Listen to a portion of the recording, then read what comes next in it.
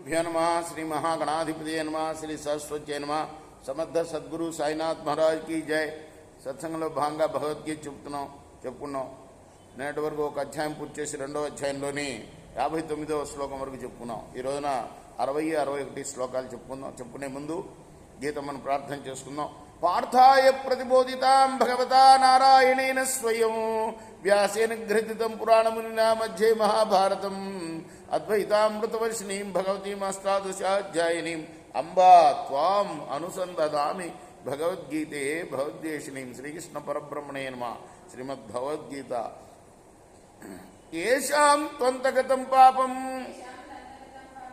జనానాం పుణ్యకర్మణాం తే ద్వంద్వమోహ నిర్ముక్త భజంతే మాం దృఢవ్రత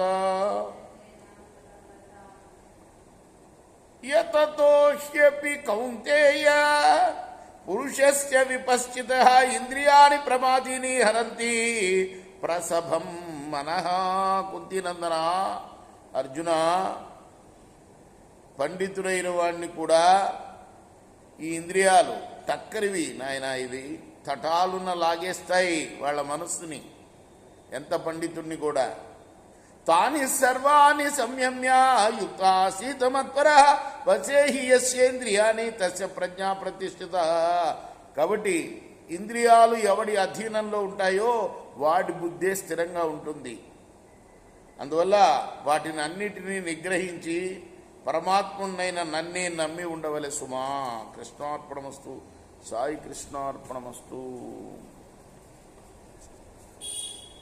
ధరోవాచ భగవాన్ పరమేశానామృతనం మహాపాపాది పాపాన్ని గీతాధ్యానం కరోచే పచ్చ స్పర్శన కరు గీతాయ ఎత్ర గీత గీతా శ్రీం